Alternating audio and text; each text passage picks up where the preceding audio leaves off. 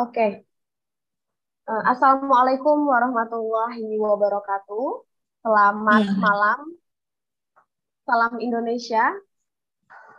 Saya ucapkan terima kasih kepada Bapak, Ibu, dan rekan-rekan semuanya yang telah bergabung pada kelas malam hari ini, filsafat untuk para profesional, yang tentunya juga kita ditemani oleh Ibu Suari Utami Dewi atau Bu Tami yang pada malam hari ini akan memberikan materinya atau pemantik di tema malam hari ini.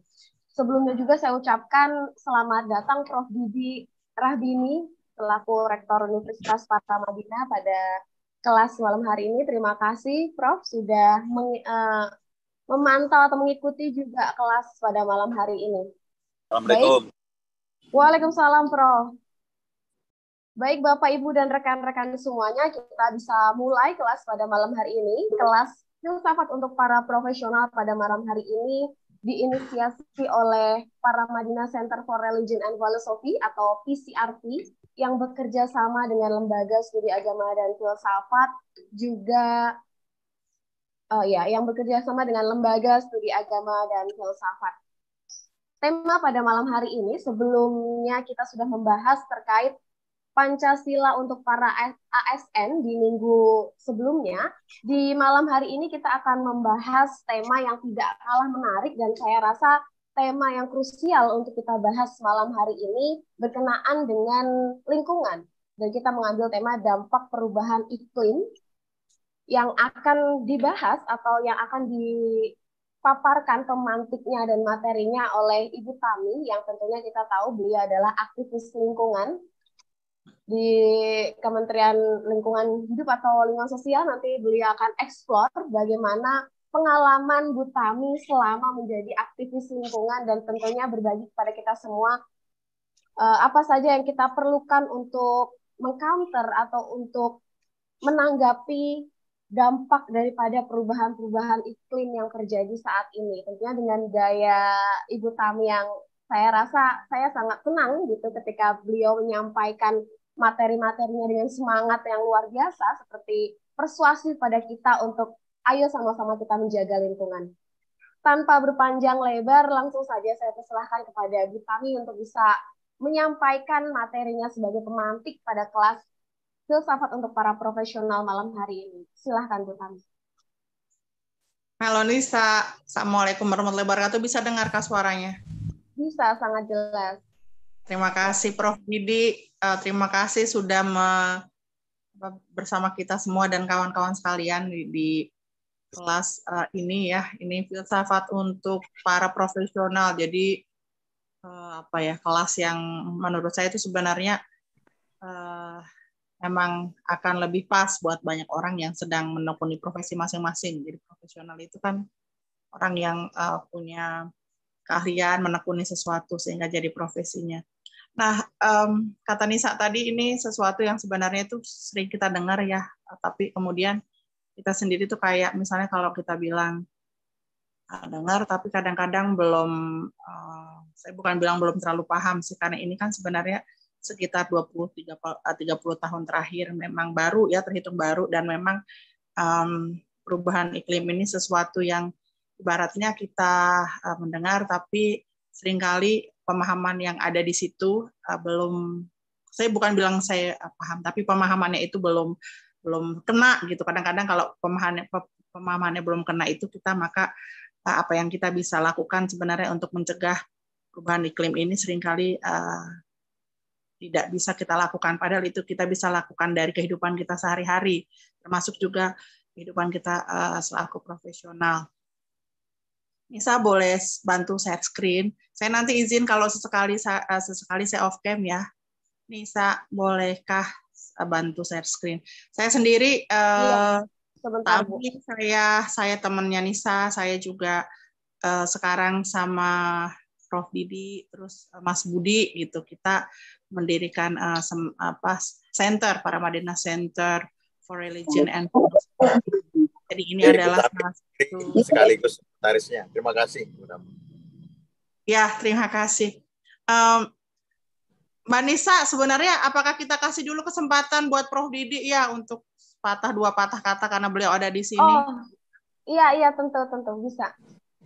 Mohon izin, Prof. Rektor. Mohon izin, silakan Bapak. bisa Terima memberi kasih. pengantar, Prof. Baik, selamat malam semuanya. Assalamualaikum warahmatullahi wabarakatuh. Salam sejahtera ya.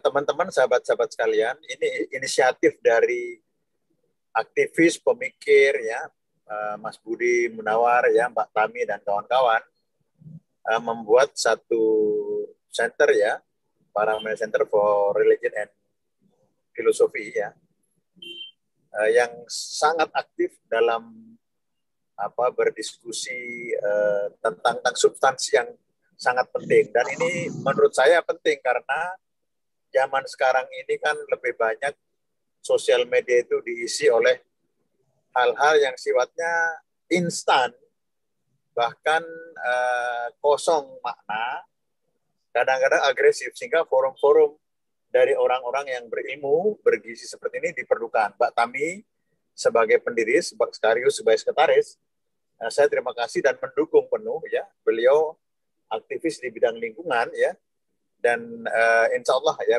tidak hanya mendukung untuk peresmian, memberikan SK, tetapi akan mendukung hal-hal lain yang diperlukan agar pemikiran kita itu menjadi lebih kuat ya, terutama di kalangan para profesional ya.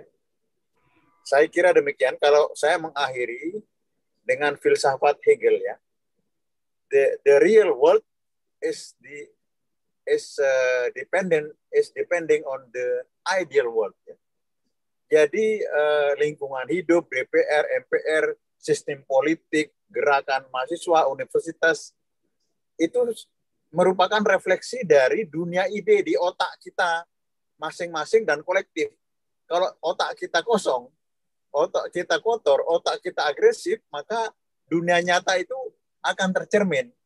Nah, ini bagian dari mengisi dunia ide kita ya dalam center yang baru didirikan ini, mengikuti jalur Janur dan mudah-mudahan bermanfaat.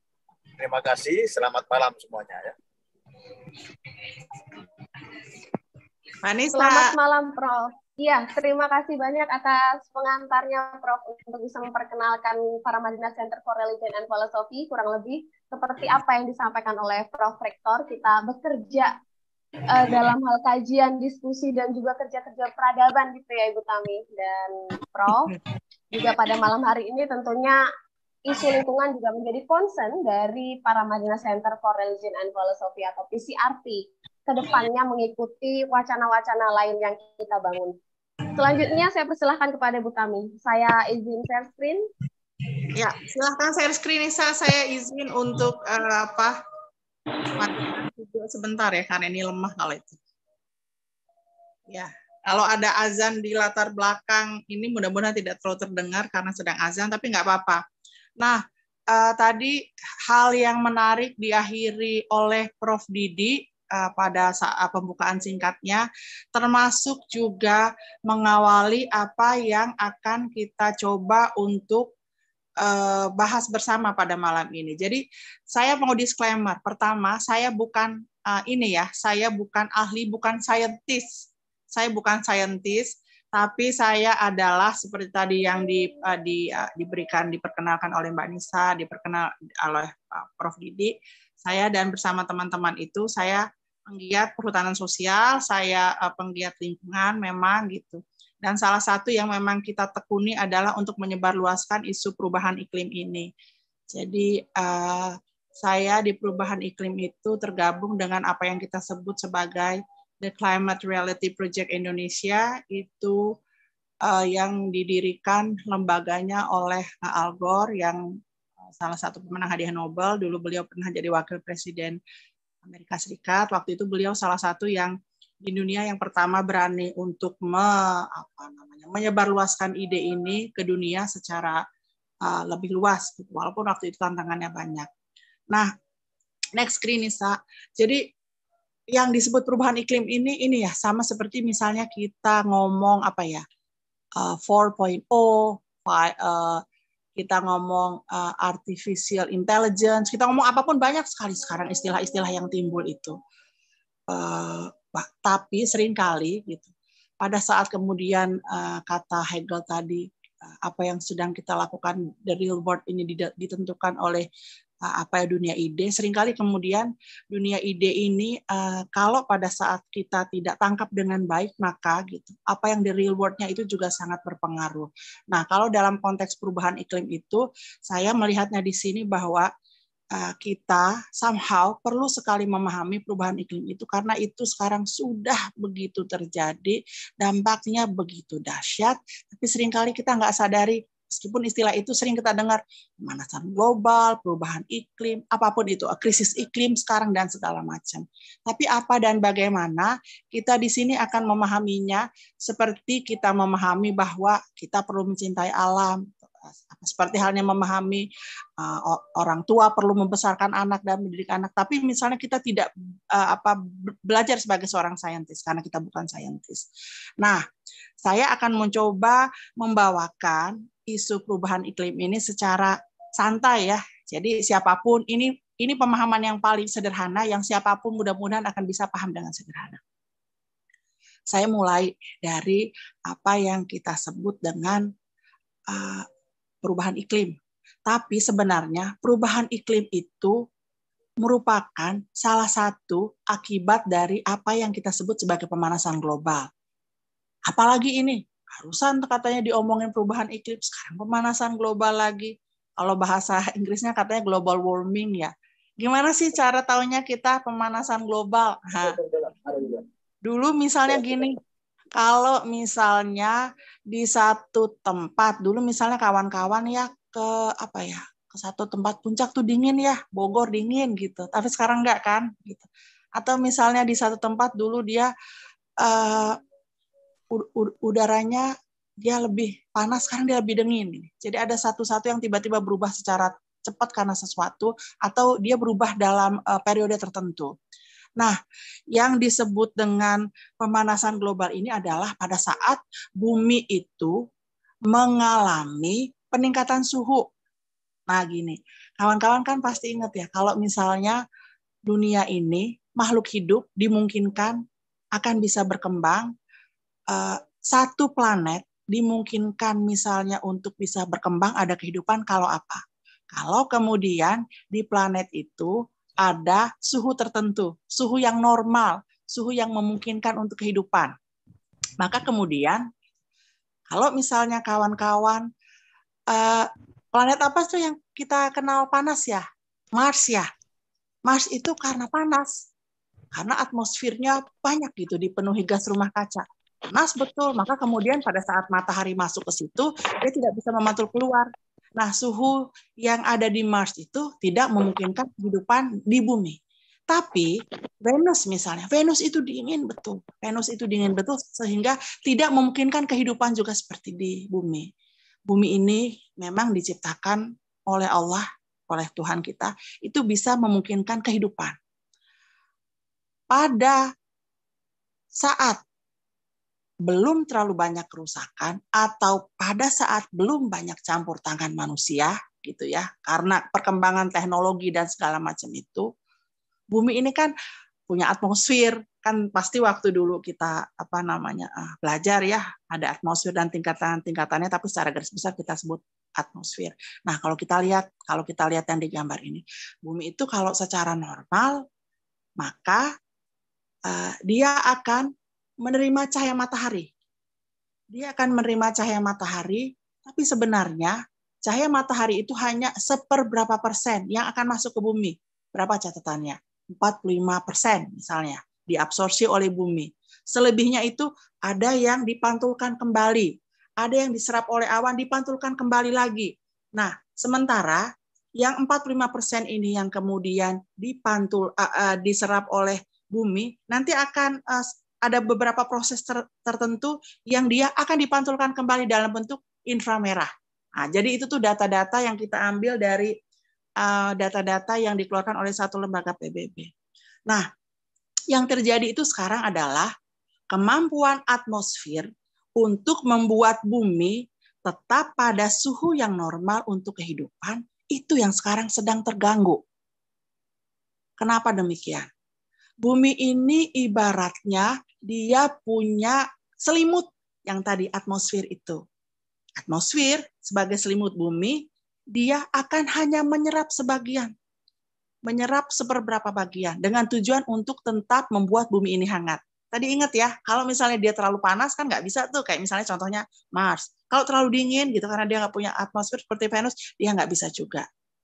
Tapi karena kemudian ada perkembangan teknologi, utamanya dimulai dari revolusi industri, di mana kemudian manusia begitu menggantungkan diri tahun 1800-an dengan apa? Dengan bahan bakar fosil, maka inilah mulai terjadi apa yang kita sebut dengan pemanasan global. Pemanasan global itu berarti atmosfer yang semula normal, sekarang lagi sakit. Kenapa atmosfernya lagi sakit? Kalau dia lagi normal, dia serap sebagian, dia akan proses, dia akan lontarkan lagi sebagian. Ya, dan dalam bentuk salah satunya itu sinar inframerah. Tapi karena kemudian atmosfer itu menebal, kemampuan atmosfer untuk bekerja normal, membuat bumi tetap hangat, membuat bumi suhunya tanda kutip normal, kemudian tidak bisa lagi terjadi. Kenapa kemudian atmosfer itu menjadi tidak bisa berfungsi dengan baik? Nah, jadi kawan-kawan.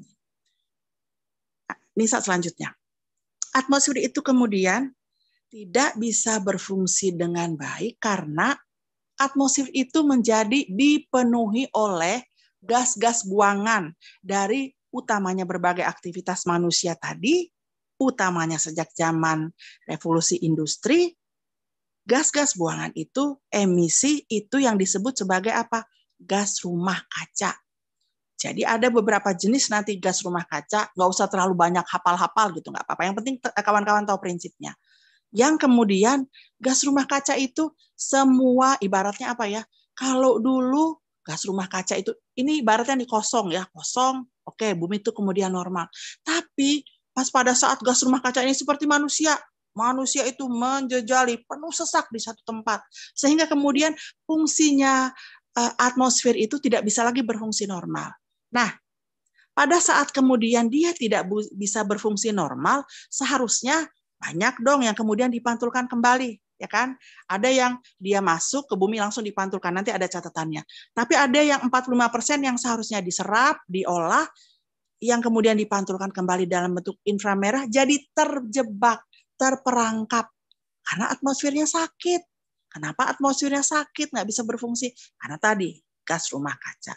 Maka pada saat dia tidak bisa berfungsi normal, melontarkan sebagian besar panas, apa yang terjadi? Panas dong, ya kan? Ingat kalau kawan-kawan bilang efek rumah kaca itu masuk dia mampu menyerap panas, tapi dia kalau ngeluarin panas itu nggak bisa. Panas itu terperangkap. Kebayang nggak? Dulu misalnya gitu ya, bumi ini dalam suhu normal, dia bisa berfungsi memberikan kehidupan. Pada saat kemudian atmosfernya lagi itu nggak bisa berfungsi normal, maka suhu di bumi ini menjadi naik. Itu yang kita sebut sebagai pemanasan global, global warming. Semakin dia panas. Jadi sekarang suhu bumi ini, terutama dari zaman revolusi industri, itu meningkat sekitar 1,1 derajat. Sekitar 1,1 derajat. Oke, pertanyaan kita. Terus kenapa kalau bumi ini meningkat panasnya? Ada efeknya enggak? Gitu kan pertanyaan kita. Ingat ya, namanya pemanasan global. Kenapa global? Karena sedunia itu kan, kalau atmosfer kan dia mengelilingi itu semua, sebumi-bumi dikelilingi kan. Nah, Nisa selanjutnya lagi, Nisa selanjutnya. Nah, ini yang tadi yang kita bilang, gas rumah kaca. Aku harus sering-sering kali teriak, Nisa di mana? Nah, sekarang Nisa di mana? Nisa membawa slide gas rumah kaca. Tadi yang bandel-bandel nih gas rumah kaca nih. Yang bandel-bandel nih ibaratnya anak-anak bandel. Ini namanya lihat, karbon dioksida, CO2, gas metana. Nanti aku akan kasih beberapa contoh ya.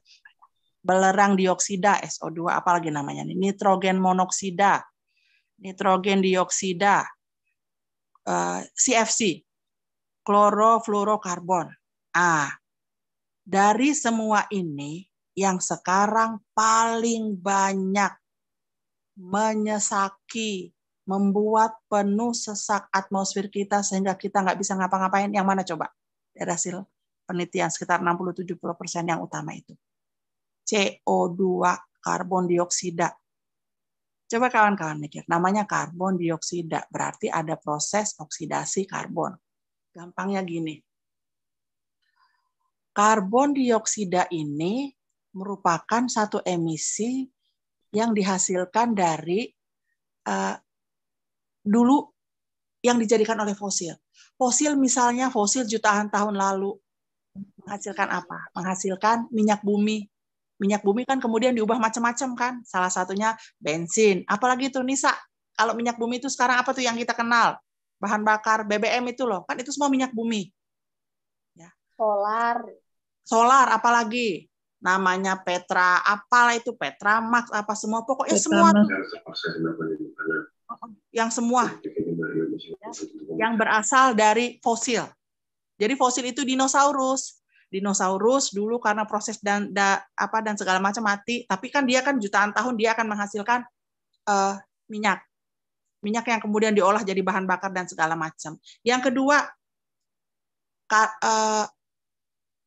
fosil ini juga menghasilkan apa coba? Batu bara. Nah, ingat sekarang di dunia ketergantungan begitu besar terhadap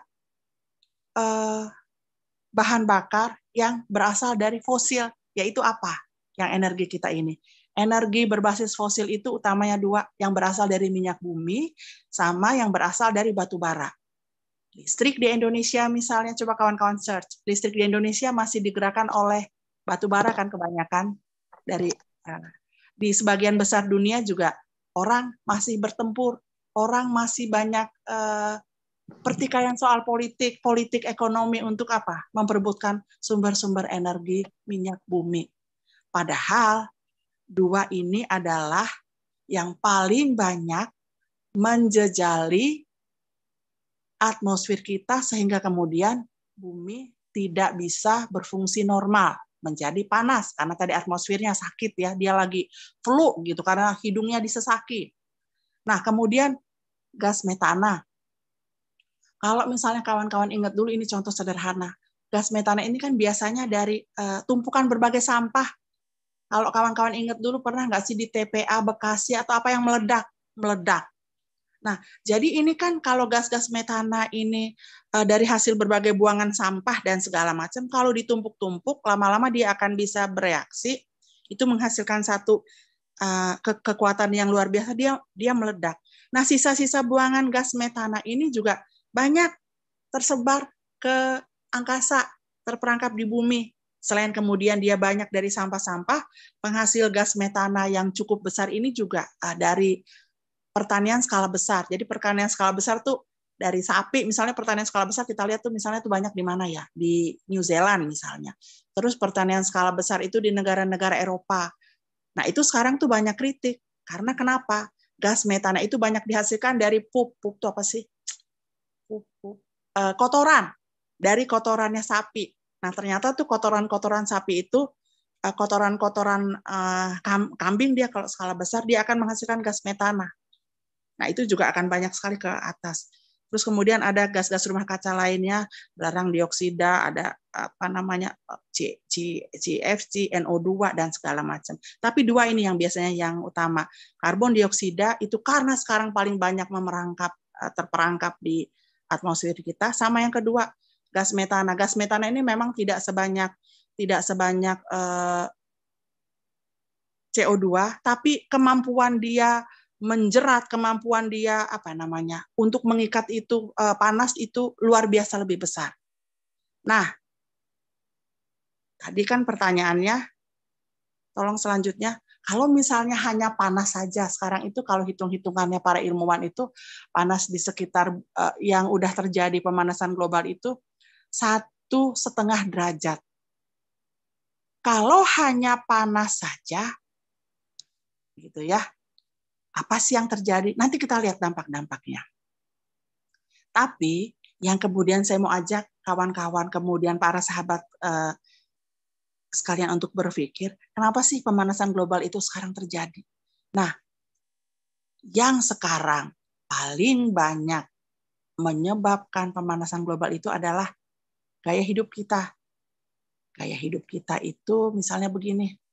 Kita misalnya nih sekarang tahu ya bahwa penghasil gas rumah kaca terbesar adalah CO2. Selain itu gas metana tadi. CO2, karbon asalnya dari mana tadi? Dari dua yang utama.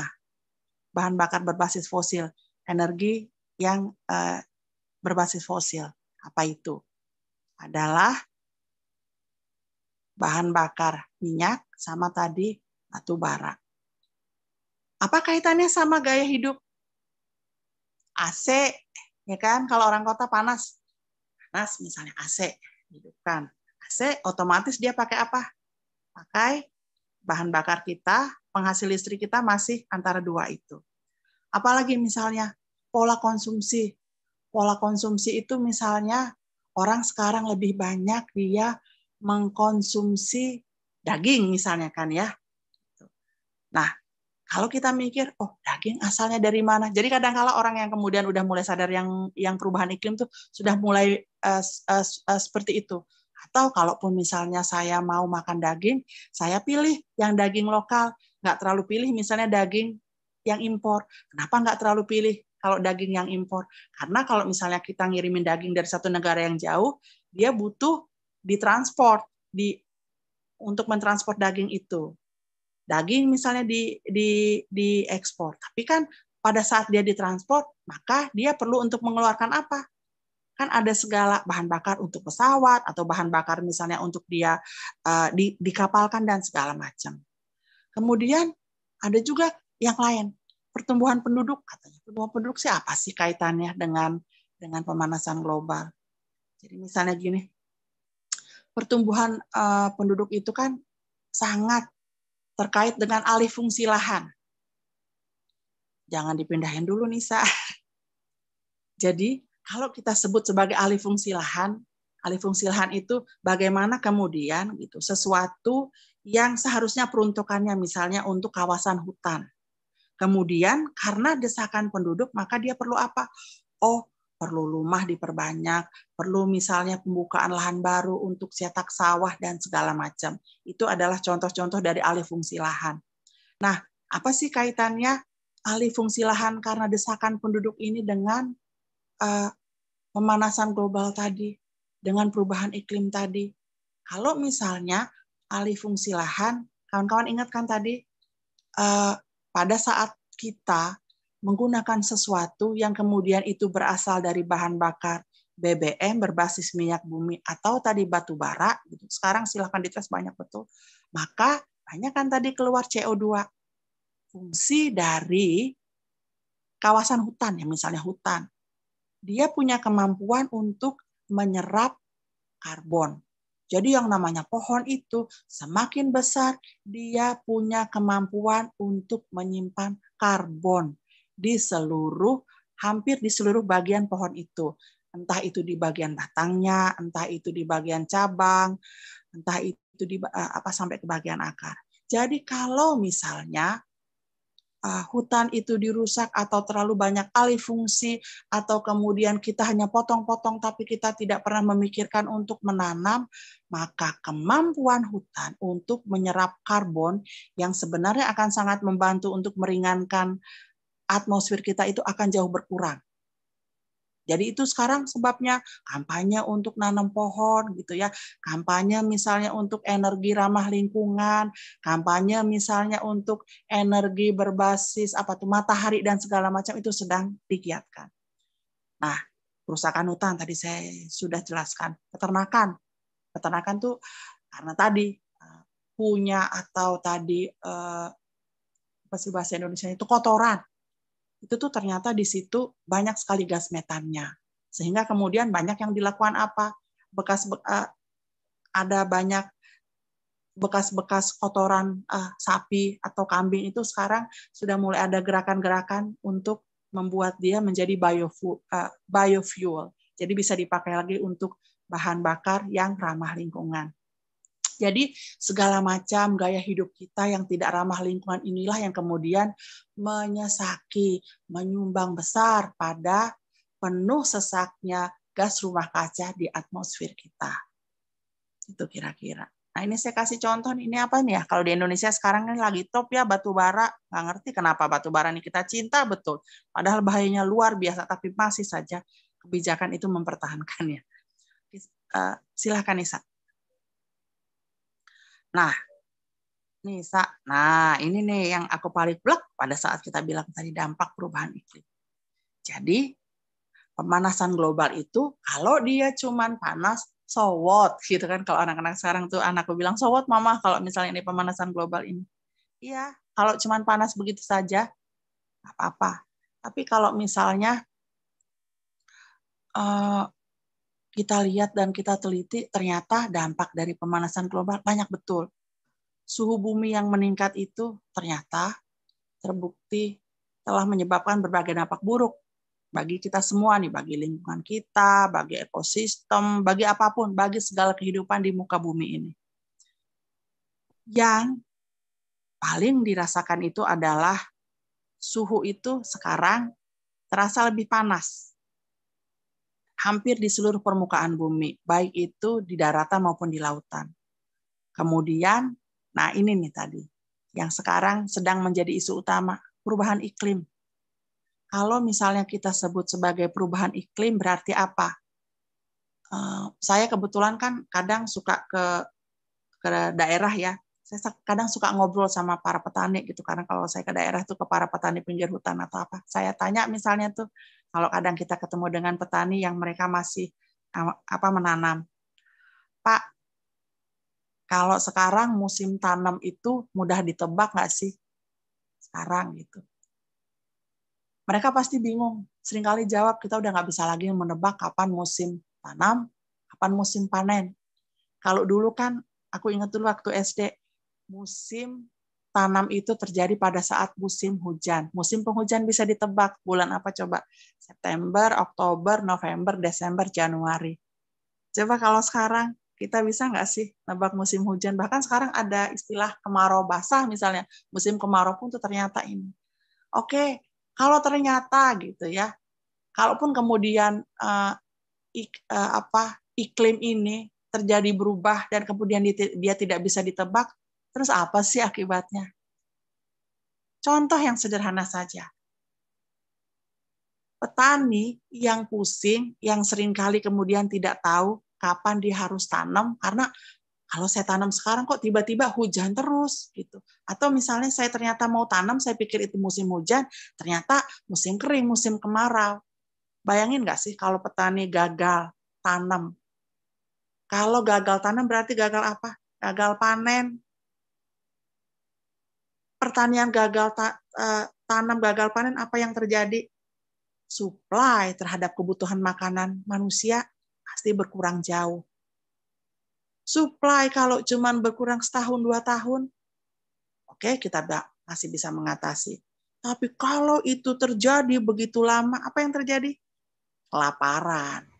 Kalau itu semakin banyak terjadi kelaparan tingkat global. Jadi itu contohnya ya. Kemudian contoh yang lain itu, saya tulis di sini itu banyak contoh ya, tapi ini beberapa yang sekarang. Badai yang lebih hebat. Kalau dulu tuh jarang sekali kita mendengar badai itu sampai skala 5. Kan badai itu kan kalau dia semakin tinggi dia maksimal 5 ya. Dulu kalau misalnya storm atau kadang-kadang disebut typhoon atau namanya hurricane atau apa, kan di berbagai daerah tuh beda ya. Di berbagai tempat. Itu jarang sekali yang dia sampai skala 5. Sekarang sering kita dengar. Jadi misalnya di Amerika itu ada beberapa badai yang sampai sekarang mereka tuh belum pulih. Karena badai skala 5 porak-poranda. Di Indonesia itu baru sekali kena ekor. Badai Seroja tuh aku ingat, badai Seroja tuh tahun berapa sih? 2021 ke 2022 ya, teman-teman bisa search deh. Nah, badai pada saat Seroja ini itu baru ekor badai. Dan itu baru pertama kali terjadi di Indonesia untuk sekian lama. Apa yang terjadi coba kalau badai? Pasti porak-poranda kan. Badai tidak hanya badai pasti menyisakan kesengsaraan. Kenapa badai sekarang bisa lebih hebat? Karena tadi pemanasan global, panasnya itu kemudian tidak hanya masuk kemudian ke bumi daratan sehingga kita kok atau di beberapa tempat karena dia tiba-tiba bisa menjadi dingin, tapi yang umumnya itu panas. Ya. Itu juga panas itu kemudian masuk ke laut, diserap oleh laut. Nah, badai ini dia itu kan prosesnya dia berputar-putar dulu kan sampai yang ke laut kan dia untuk menjadi badai yang besar tuh dan kemudian dia bisa jadi misalnya masuk ke daratan. Pada saat kemudian dia mengumpulkan energi, dulu energinya tuh tidak seberapa. Kan energi itu memerlukan panas. Kalau dulu misalnya panasnya hanya sekian, yang dia ambil dari lautan, maka badainya tidak sedahsyat badai sekarang. Maka kemudian sekarang, badai yang seringkali dahsyat terjadi karena apa? Karena bumi itu semakin panas termasuk di permukaan laut. Dan inilah yang salah satu yang menjadi energi sehingga badai sekarang lebih hebat. Jadi kalau kawan-kawan search itu, seringkali badai itu sekarang tingkat 4 dan tingkat 5. Dan akibatnya kita bisa lihat sendiri. Kebakaran hutan. Kebakaran hutan ini, bahkan tuh kalau di banyak tempat ya, kalau udah semakin banyak musim tidak bisa ditebak, kemarau misalnya, semakin panjang, maka seringkali kan bergesekan sedikit pun gitu. Nggak usah kita buang puntung rokok deh. Dia bergesekan sedikit pun itu karena kering, dia bisa memicu. Jadi kebakaran hutan pun itu karena kering. Karena yang dulu tuh biasanya kan kita tahu kapan dia musimnya bisa ditebak, tapi sekarang lebih banyak kering di banyak tempat. Dan kemudian ranting itu bergesekan sedikit saja, itu akan lebih mudah kebakaran. Nah itu juga banyak terjadi. Jadi kalau kawan-kawan lihat tuh misalnya kebakaran kemarin tuh di California sering sekarang. Dulu pernah kebakaran di Australia atau di kita di Indonesia juga kebakaran hutan itu masih menjadi salah satu momok. Nah, kebayangkan kalau kebakaran hutan itu. Jadi hutan misalnya waktu dia kebakar itu selain menghancurkan hutan, kemampuan dia untuk menyerap karbon itu juga menjadi semakin rendah. Maka pada saat hutan itu kebakar dia juga melepaskan CO2 juga. Dan CO2 itu pasti juga akan terperangkap di mana? Di atmosfer tadi. Mencairnya glasier dan es di bumi. Glasier itu ada kumpulan-kumpulan es dulu. Jadi gini, kumpulan-kumpulan es dulu itu kan ada kita dengar dulu salju-salju abadi kan di beberapa titik. Salah satu kita mengetahui dengan pasti gitu. Para peneliti itu misalnya yang paling mereka bisa tahu dengan pasti betul bahwa perubahan iklim itu bisa terbukti terjadi itu adalah dengan mengamati dari waktu ke waktu semakin menipisnya es abadi, semakin menipisnya salju abadi. Dulu di Indonesia itu kan salah satu dari puncak tertinggi di dunia ya. Kita misalnya tahu nggak sih Puncak Jaya di Papua. Dulu di situ ada salju abadinya besar. Sekarang karena kemudian makin panas, maka salju mencair. Itu contoh ya. Maka kemudian dulu salju yang misalnya luasnya berapa kilometer persegi, sekarang tuh menjadi semakin kecil. Glasier. Jadi glasier itu kan ada glasier yang di bagian Antartik sama Antartik. Kalau kita bilang Arktik itu berarti yang di kutub utara, Antartik di kutub selatan. Kalau misalnya teman-teman pernah lihat gambar, aduh aku nggak bawa gambarnya, kayak beruang sendiri loh, beruang kesepian sendiri, karena tiba-tiba tuh esnya mencair. Nah sekarang pertanyaannya, kalau esnya mencair gitu ya, kalau es mencair, kan pertanyaannya tadi, emang kenapa sih kalau suhu meningkat 1,1 derajat? Sama juga pertanyaannya, emang kenapa kalau es mencair? Fungsi yang es yang disebut dulu salju abadi atau glasier dulu yang abadi, yang tetap terjaga, tidak mencair karena waktu itu atmosfer tidak rusak parah, itu fungsinya ternyata salah satu yang penting apa? Untuk mencegah agar permukaan laut tidak naik. Loh, emang kenapa kalau permukaan laut itu naik? Nah, gitu loh. Teman-teman coba search itu. Kalau permukaan laut di bumi ini naik, kebayang nggak? Sebagian besar kota-kota besar di dunia letaknya di mana? Nisa, Jakarta dekat pantai nggak ya? Iya. Jakarta Apalagi Utara. coba Apalagi coba yang dekat pantai, kota-kota besar. Jogja, apa tuh? Banyak, Bu. Banyak ya, di luar negeri juga. Jadi sekitar 80% itu kota-kota besar di dunia, dan peradaban itu dimulai dari pantai loh. Peradaban dimulai dari pantai, maka kemudian kota-kota besar peradaban itu dimulai juga di pantai. Kebayang kalau laut permukaannya semakin tinggi, semakin naik. Beberapa pulau-pulau kecil di Indonesia itu tenggelam. Karena apa? Permukaan laut semakin naik dong, ya kan? Tenggelam dia. Oke, apalagi penyebab dampak lebih lanjutnya. Kebayang kalau misalnya permukaan laut itu naik 10 cm. Oke, dia setiap tahun naik terus tuh. Catatannya beda-beda tuh di setiap negara. Mahal nggak sih kalau mindahin sekota, mindahin banyak orang harus pindah ke daratan yang lebih jauh? Mahal dong. Perlu apa?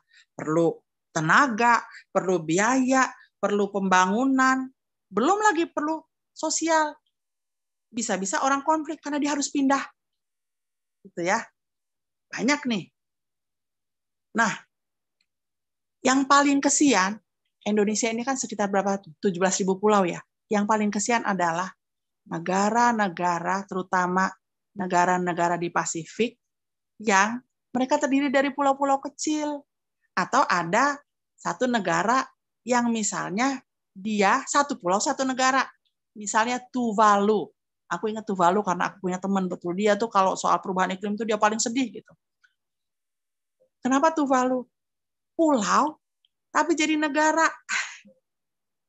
Jadi, aku punya teman namanya Leima. Leima itu cerita, dulu itu kayaknya masih nggak apa-apa. Tapi kalau sekarang, katanya, kita kalau mau nganuin ini, Tuvalu itu dia tepat naik.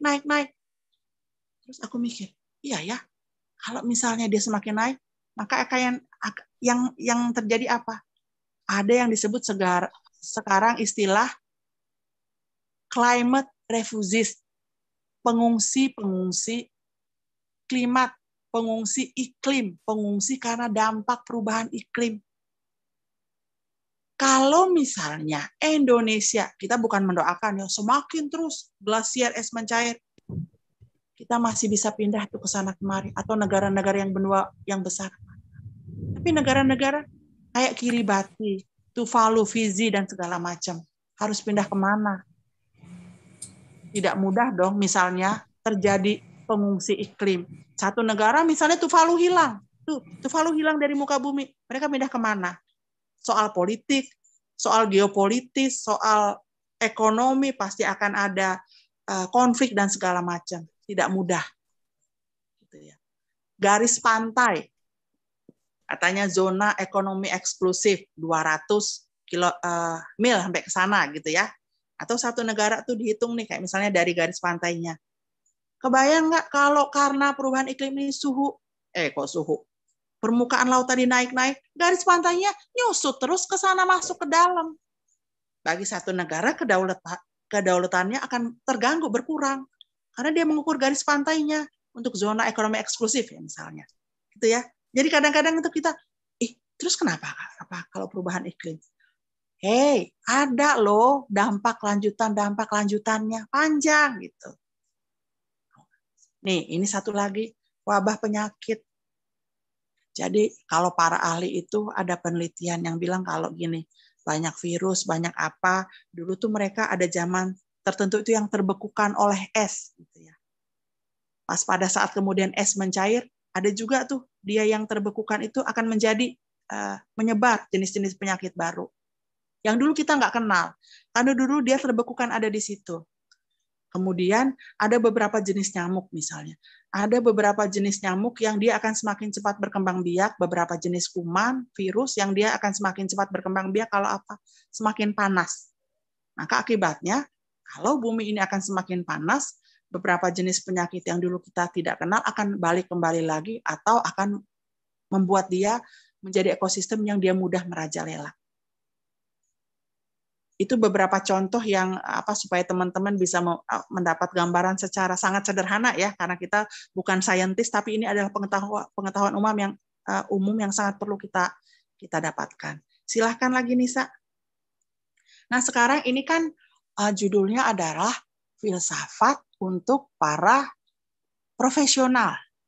Jadi siapapun tuh dari kita menekuni sesuatu, profesi atau apa, maka dia bisa dong, boleh mengklaim diri sebagai profesional. Pertanyaannya, profesional itu bagian dari manusia, gitu ya. Kita ini manusia yang punya tanggung jawab untuk menjaga kehidupan ada di muka bumi ini. Kita misalnya nanti, ya memang suatu saat setiap orang akan meninggal, tapi kita punya turunan anak cucu, kita punya gitulah yang tadi ada segala tanggung jawab moral atau apa, atau ada yang di kepala akan menentukan real world dan sebagainya. Oke, sekarang pertanyaannya, gimana sih kita menanggulangi pemanasan global dengan berbagai dampaknya, termasuk tadi perubahan iklim? Orang, kalau misalnya dia tidak paham atau belum sadar apa sih akibatnya, maka apa sih kaitannya sama gua gitu loh, gitu kan. Karena kadang-kadang tuh teman-teman anakku tuh nanya gitu, gimana? Tahu tante, tapi gimana itu? Nggak tahu juga gitu. Nah, tapi pas pada saat kita tahu bahwa ternyata pemanasan global itu juga karena kelakuan kita, karena kelakuan manusia, sehingga bumi ini kan cuma satu ya. Tempat kita rame-rame gitu, tapi kita ingkari karena kelakuan kita. Nah, kalau kita paham sekarang, kita bisa melakukan apa yang kita lakukan untuk menanggulangi tadi pemanasan global dengan berbagai macam dampaknya, termasuk tadi dampak perubahan iklim. Pertama, mudah betul. Ya, dibilang mudah ya, tapi ya emang mengurangi pemakaian bahan bakar berbasis fosil. Yang tadi misalnya minyak bumi, apa tadi listrik. Nah, sekarang itu kan misalnya bahan bakar berbasis fosil tadi, BBM sama batu bara tadi, kan sebenarnya kita mulai banyak kita bisa lakukan. Apa misalnya? Kita mulai belajar hemat energi. Selama misalnya di satu tempat itu negara kita misalnya kebijakannya masih basisnya berbasis batu bara ya, sekitar tahun 2050 tuh ketergantungan kita sebagai batu bara itu baru dilepas. Nggak ngerti juga kan Pak, dulu kan sempat gitu kawan-kawan penggiat lingkungan, ayo dong 2030 kajian Bappenas bisa, tapi nggak tahu apa ada kepentingan politikal ekonomi apa yang kemudian tiba-tiba kemudian 2050. Oke, katanya karena ada alasan misalnya soal teknologi yang mahal dan segala macam. Tapi paling enggak ada nih yang kita lakukan sebagai tanda kutip rakyat biasa. Kalau misalnya kawan-kawan biasa pakai AC ya, coba kita beralih ke yang lebih ramah, ke yang lebih tidak banyak pakai listrik. Karena ingat tadi listrik kita masih banyak dari batu bara ya, sama tadi bahan bakar berbasis fosil tadi. Apa? Pakai kipas angin, misalnya ya. Ada beberapa kawanku yang tinggal di Bali dan kebetulan mereka misalnya punya dana lebih, maka mereka lakukan apa? Mereka listriknya diambil dari atau diolah dari solar cell. Jadi listriknya itu sudah berbasis pada energi matahari. Indonesia misalnya punya potensi besar untuk mengolah sungai, karena sungai-sungai kita deras, mengolah angin. Kita diuntungkan karena negara tropis untuk berbasis energi yang ramah lingkungan, yang terbarukan, yang bisa terbarukan. Saya misalnya ketemu di satu tempat di masyarakat di Desa Lubuk Beringin misalnya ya. Mereka pakai apa? Karena sungainya deres. Maka waktu itu ada satu proyek yang dilalahnya sampai sekarang masih diteruskan. Masyarakatnya punya listrik mandiri, walaupun listriknya hanya beberapa jam untuk anak-anak belajar. Tapi listrik itu dihasilkan dari sungai yang deras tadi. Jadi ada turbin yang memutar itu. Nah, sungai yang kemudian alirannya deras tadi, itu karena sumber mata airnya di hulu sana masih bagus, karena tadi mereka menjaga kawasan hutan. Itu kira-kira contohnya. Kemudian contoh yang lain itu apa yang kita bisa lakukan? Kalau misalnya sekarang kan bahan bakar kita itu mobil. Kalau satu orang satu mobil, bayangin selain macet ya, itu kan sebenarnya buangan emisinya itu tetap besar, tetap besar. Maka kemudian kalau di banyak negara sudah mulai transportasi massal. Karena kenapa? Kalau hitungannya satu orang itu pakai satu mobil itu emisinya besar, maka ada yang disebut sebagai jejak karbon ya, jejak karbon per orang itu hitungannya akan semakin kecil kalau misalnya dia pakai transportasi massal. Nah, oke lah, kita masih coba pahami bahwa negara kita mungkin masih ada berbagai pertimbangan sehingga tidak bisa beralih dengan cepat ke energi yang lebih ramah lingkungan ya, karena memang ada berbagai pertimbangan lah, politis, ekonomi, keuangan dan segala macam. Tapi kita sudah mulai ada nih embrio. Misalnya apa? MRT, apalagi itu LRT yang bisa mengangkut orang skala banyak. Apalagi itu ya. Nah itu jadi kalau misalnya kawan-kawan yang selama ini terbiasa membawa mobil sendiri-sendiri dengan berbagai alasan gitu, kalau kita misalnya di negara-negara yang lebih maju dari kita, yang transportasi massalnya bagus, itu satu pilihan yang logis yang akan bisa membantu menyelamatkan bumi kita. Dan itu kita mau tidak mau harus mengubah gaya hidup kita. Nah kemudian apa lagi? Sekarang itu kan orang yang salah satu yang saya lihat tuh kalau anak-anak muda banyak lakukan itu nanam pohon. Nanam pohon itu mereka misalnya ada nanam mangrove gitu ya, ada nanam apa gitu pohon. Atau misalnya saya tuh ketemu tuh di beberapa suku itu. Kalau misalnya mereka nikah, aku pernah ketemu satu masyarakat di Bengkulu. Kalau misalnya mereka nikah, maka mereka tanam pohon tuh berapa gitu ya. Satu buat istri, satu buat suami. Atau kalau misalnya Anda melakukan satu kesalahan di satu adat, maka kemudian yang dilakukan itu untuk dendanya itu tanam pohon. Karena tadi sifat pohon yang luar biasa, kemampuan pohon secara alami yang dia bisa mengikat dan menyerap karbon. Jadi kemampuannya itu ada absorbing karbon dan kemudian dia menyimpan storing karbon. Itu kemampuan luar biasa pohon yang luar biasa. Dan pohon-pohon di negara tropis seperti Indonesia, tropis kan Indonesia, Malaysia, siapa lagi, Kongo, Brasil, itu sebenarnya punya kemampuan luar biasa untuk mengikat karbon. Dan itu yang akan mengurangi banyaknya gas-gas rumah kaca tadi. Karena itu banyak gerakan tuh sekarang, ayo cintai pohon, ayo tanam pohon, dan hal-hal seperti itu. Nah misalnya kita ini punya lahan kecil, daripada disemenin ya, tanam aja pohon gitu. Selain kemudian nanti lebih murah karena misalnya kita bisa cabai gitu kan. Itu juga kecil-kecil juga bisa. Terus kemudian apalagi pohon-pohon buah sekarang itu. Lakukan saja. Bukan gitu. Dan itu bisa kita mulai. Sampah misalnya. Kalau dulu kan kita baru tahu tuh bahwa sampah tuh ternyata bisa meledak gitu. Coba teman-teman TPA yang pernah meledak atau apa itu tadi gas metan ya, selain kemudian karena tadi peternakan skala besar. Pilah sampah. Jadi aku nggak pengen nyebutin merek ya, tapi aku agak amazed dan kita harus mengapresiasi ada satu botol kemasan itu yang dia memberikan kesempatan untuk orang mengembalikan lagi botolnya dan ternyata botolnya itu didaur ulang atau kemudian dijadikan barang-barang yang berasal tadi dari plastik tadi, dari dari tadi yang air kemasannya. Ada sepatu atau apapun itu.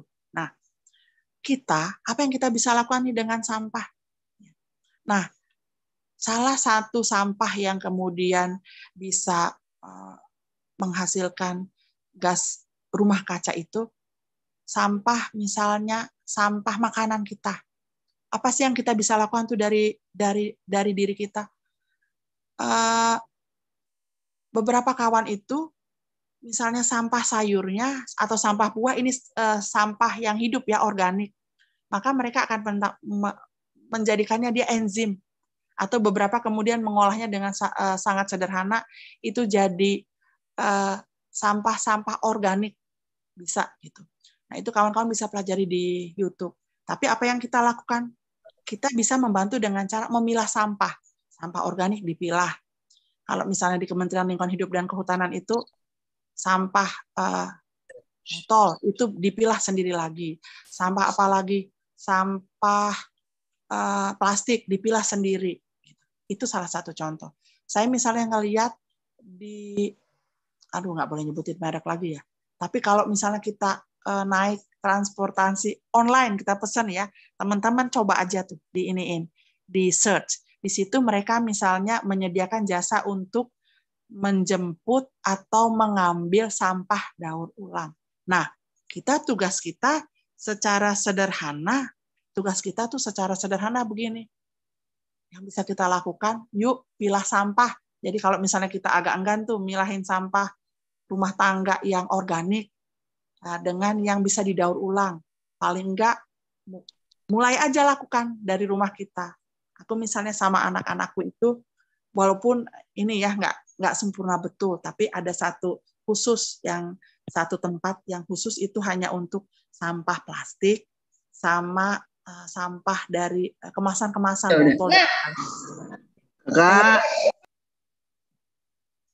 Ada yang bocor. Aman. Ya itu kira-kira ya. Nah kemudian dengan cara mengubah gaya-gaya hidup kita yang lain. Nah gaya hidup kita yang lain tuh gini. Sampah dari pakaian.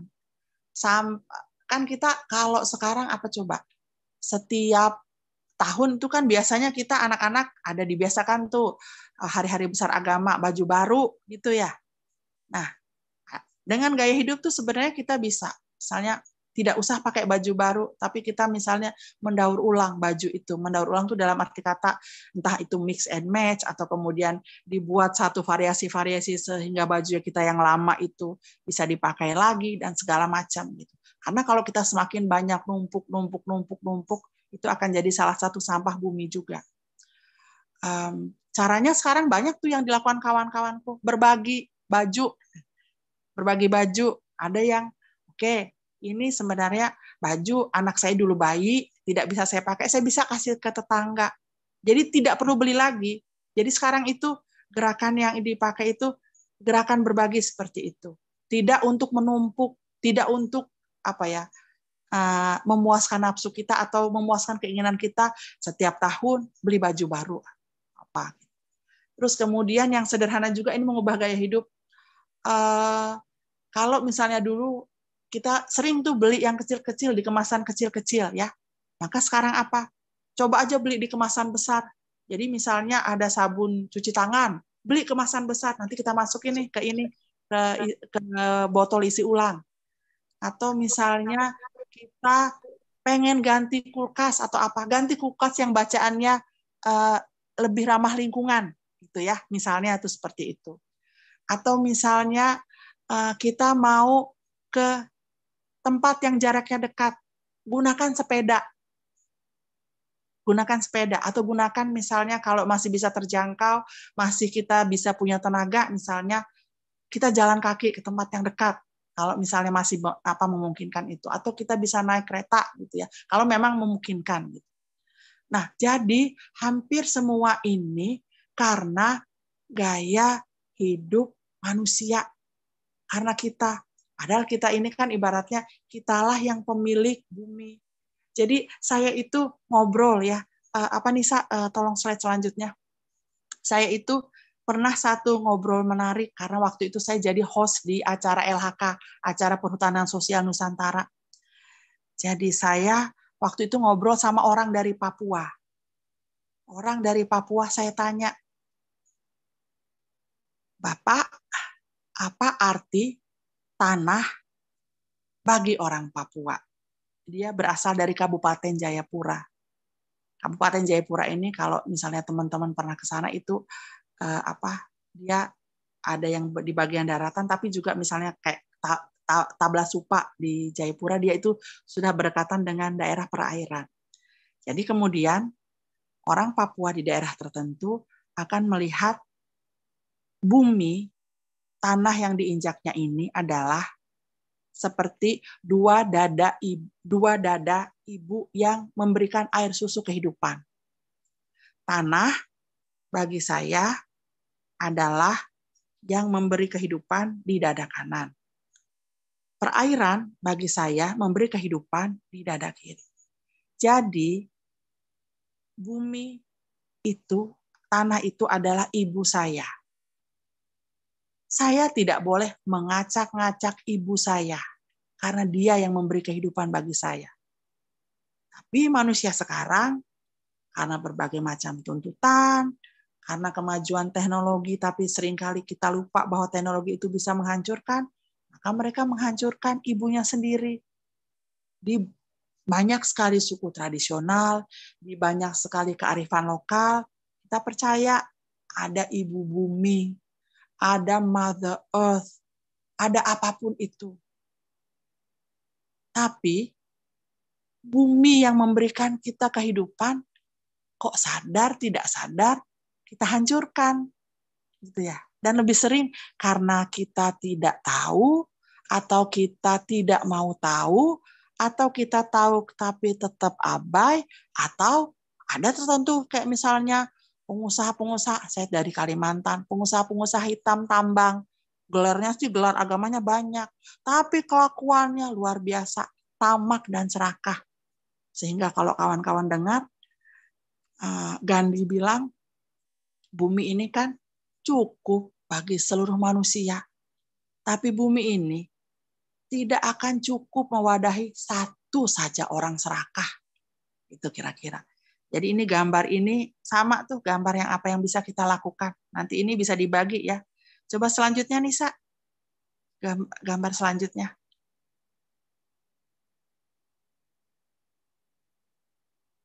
Nah, ini mengajak ke kawan-kawan semua ya. Ayo yuk kita berubah dari sekarang gitu. Saya tahu sekali bahwa isu perubahan iklim ini ternyata berdampaknya itu macam-macam bagi kita. Jadi kita itu nggak bisa menghindar gitu. Kemana-mana tuh kita akan ketemu soal pemanasan global dan perubahan iklim. Karena memang banyak mulainya tuh dari kita juga. Kalau misalnya kita mau berubah, oke lah kebijakan sekarang, kadang-kadang ada kawan yang mengkritik, gimana sih kok pemerintah kita lama benar? Atau misalnya yang namanya di COP, Conference of Parties, sekitar 180 negara itu di situ setiap tahun duduk. Sebelumnya ada di Glasgow, ya aku ikut juga meskipun online. Kemudian aku ikut tuh kemarin Conference of Party kedua di Mesir, di Sharm el Sheikh. Tahun ini di Dubai. Nah, itu negara-negara itu, semua negara itu berunding. Berundingnya itu apa? Gimana supaya tidak 1,5 derajat bumi ini naik suhunya. Kalau 1,5 derajat bumi tidak mampu lagi menahan derita karena anak-anaknya ini. Berbagai macam kesepakatan, berbagai macam cara, berbagai macam ajakan terjadi tuh di situ. Tapi seperti kata Gandhi tadi, betul masih ada orang yang, gue masih mau bangun negara ini, bangun itu. Tapi kok bangunnya kok fosil ya, gitu loh. Kok bangunnya itu masih mau batu bara. Padahal ada cara-cara lain. Tapi deal-deal segala macam yang tanda kutip di deal hitam itu masih terjadi. Dan setiap tahun di Conference of Party namanya di COP, tahun ini di Dubai itu biasanya bulan November atau Desember, masih terus dirundingkan. Kalau kita lihat betapa alotnya Amerika sama Cina sama segala macam itu terjadi. Oke lah di sana. Tapi di kita, ayo kita mulai dari diri kita. Dari tadi hal-hal yang sederhana tadi. Dari lingkungan kita, dari keluarga kita, lingkungan kita. Gitu kira-kira. Selanjutnya Nisa. Nah, ini tuh aku ketemu ini ya, dari siapa ya, aku lupa ya. Tapi ini kayak semacam renungan nih. Bumi itu katanya, the earth is for, ini aku coba ya baca bahasa Indonesia ya, nanti dibantu ya. Bumi ini kan usianya baru 4,6 billion, itu miliar apa juta ya? Juta ya? Nisa? Iya, Bu. Nah, bumi ini usianya baru 4,6 juta tahun. Oke lah, kita ibaratkan, kita analogikan usia bumi ini daripada kita rumit-rumit mikir 46 tahun deh, gitu ya, kalau usia manusia. Bumi yang kita tinggali ini, ibu kita ini usianya 46 tahun. Kita ini ibaratnya bayi, anak-anaknya. dikomparasikan baru hidup 4 jam. Tapi karena kelakuan anak-anaknya tadi, revolusi industri dimulai dari revolusi industri yang manusia James Watt menciptakan mesin industri dan segala macam itu. Kita ibaratkan revolusi industri itu baru dimulai 1 menit yang lalu. Ini perbandingannya.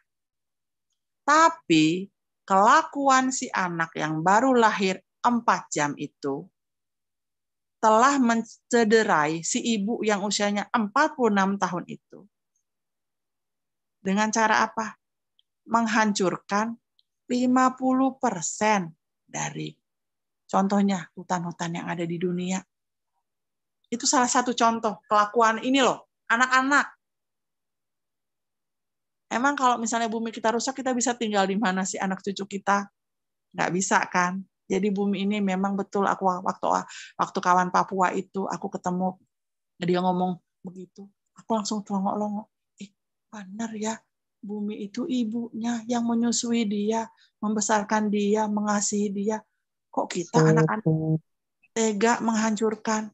Nah, makanya kita sebenarnya bisa berbuat dari diri kita sendiri. Itulah ajakannya. Ini gambar-gambar selanjutnya, Nisa. Gambar-gambar selanjutnya ini sebenarnya lebih banyak pada gambar-gambar kegiatan saya. Coba Nisa lihat. Nah, saya itu kan kebetulan, karena ini kebetulan, saya suka sama perhutanan sosial ya. Perhutanan sosial itu bagaimana kemudian kita menggerakkan satu program di mana para masyarakat yang tinggal di dalam dan di sekitar hutan itu yang kebetulan banyak belum sejahtera gitu untuk nah itu yang kita dorong untuk kebijakan-kebijakan itu lebih berpihak pada mereka. Jadi saya punya kesempatan untuk berkeliling nih. Nisa jangan dipindahin dulu biar kawan-kawan lihat bareng-bareng nih. Ini misalnya saya pernah ke Tangkahan tuh lihat tuh kan. Coba lihat kalau gajah-gajah ini loh. Ini gajah di Tangkahan itu di Sumatera Utara. Ini gajahnya jinak memang karena gajah untuk menjaga gajah liar masuk. Ini kalau misalnya siklus terganggu tadi, itu mereka juga pasti bisa tidak ada lagi. Bayangkan anak kita tuh kayak dulu, ngelihat ternyata bentuk gajah begini gitu ya. Kalau di bawah ini gerakan-gerakan penanaman oleh masyarakat. Ini di Papua nih, yang di bawah ini mangrove mereka tanam, yang di kiri. Kalau yang di kanan ini di mana ya? Kok aku lupa nih. Di kanan itu, di Wakatobi. Di Wakatobi itu di Sulawesi Tenggara. Di Sulawesi Tenggara itu mereka juga waktu itu sedang kegiatan menanam mangrove. Kalau yang di bawah ini kegiatan para ibu, jadi ibu-ibu petani perhutanan sosial yang mereka dengan cara aman bisa memanfaatkan hasil hutan bukan kayu untuk tetap mereka punya ekonomi berjalan, tapi juga lingkungannya bisa tetap mereka jaga. Silahkan selanjutnya Nisa. Ini dari hasil perjalanan saya ke berbagai tempat di pelosok Indonesia ya. Ini, cakep kan ini? Coba lihat. Mana-mana. Bayangin nggak sih? Ini di Halmahera, Jailolo itu di mana sih? Halmahera Barat di Maluku Utara. Cakep banget kan tuh, lihat tuh. Bayangin nggak kalau begini tuh ada masyarakat di sini. Ini satu kecil loh tempatnya. Aku nggak kebayang nih daerah cantik begini kalau semakin naik nih permukaan laut, hilang loh begini, ya kan? Jadi nggak bakalan gini lagi tuh cantiknya. Coba kalau pohon-pohonnya dipotongin, nggak bakalan lagi begini cantiknya. Dan mereka ini salah satu juga yang unggulan untuk perhutanan sosial. Di kanan itu saya ketemu di Ternate juga di Maluku Utara. Ini apa? Pohon pala. Jadi tradisi-tradisi masyarakat di kita itu untuk melestarikan pohon-pohon seperti ini. Kalau dulu kan kita berpikir ya kearifan tradisional itu apa sih? Ternyata yang seperti tadi teman Papua cerita gitu, dan itu ketemu di banyak tempat, kearifan tradisionalnya itu salah satu yang memang terbukti betul gitu, menyelamatkan ibu bumi kita itu dengan cara mereka. Jadi respect aku sama mereka. Aku banyak belajar dari mereka. Silakan Nisa selanjutnya. Nah, ini yang di atas ini, para perempuan. Ini saya di Kalimantan Tengah di Kabupaten Kapuas. ini para perempuan yang memanfaatkan rotan. Rotannya dijual, ini bahkan ada beberapa yang sudah diekspor ke luar negeri. Apa uniknya rotan? Rotan ini memerlukan pohon besar untuk dia merambat ke atas. Merambat ke atas. Tanpa pohon besar tidak akan ada rotan.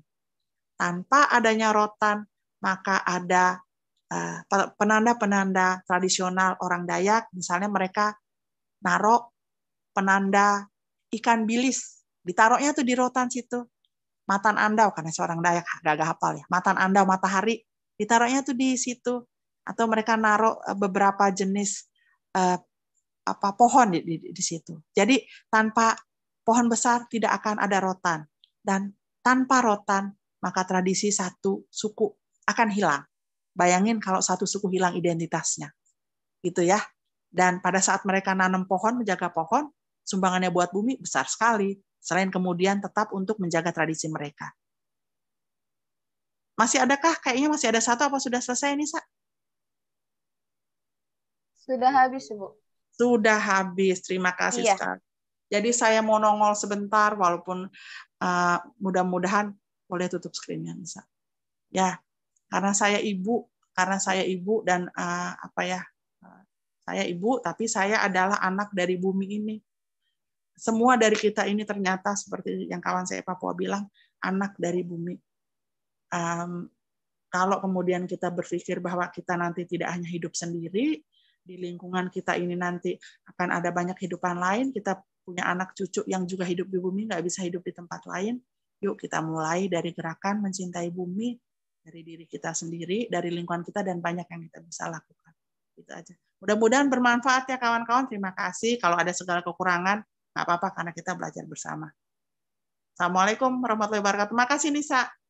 Iya, waalaikumsalam warahmatullahi wabarakatuh. Terima kasih Ibu Tami atas pemaparan materinya dan juga sekalian mengkampanyekan bahwa kita harus dan tetap mencintai lingkungan. Saya rasa dampak dari perubahan iklim atau isu-isu lingkungan ini menjadi isu kita bersama ya, yang pasti dari Bapak, Ibu, dan rekan-rekan semuanya memiliki keresahan akan perubahan iklim, perubahan lingkungan, atau pemantik yang disampaikan Ibu Tami tadi, saya rasa juga cukup untuk bisa menggelitik kita apa yang bisa kita lakukan untuk menekan dampak perubahan iklim yang berdampak negatif bagi generasi ke depan dan lingkungan sekitar. Saya persilahkan kepada Bapak, Ibu, dan rekan-rekan semuanya yang ingin bertanya bisa langsung raise hand atau ketik di room chat. Sebelumnya sudah ada yang ketik di room chat. Sebelum nanti saya persilahkan Pak Carol ya untuk bisa ikut berkontribusi atau urun rembuk di diskusi malam hari ini. Saya akan membacakan satu komentar atau juga sekaligus pertanyaan dari Ibu Evelyn terkait, ini pertanyaan ditujukan oleh narasumber, Ibu Tami, Mbak Suari, hilangnya karbon 1HA dari gambut rusak dengan penyerapan karbon tanaman gambut 1HA. Kira-kira bagaimana perbandingannya? Di gambut penyimpanan karbonnya di mana dan berapa lama prosesnya? Apakah tidak lebih fokus ke pencegahan kerusakan daripada penanaman? Silakan, Ibu Tami bisa langsung ditanggapi.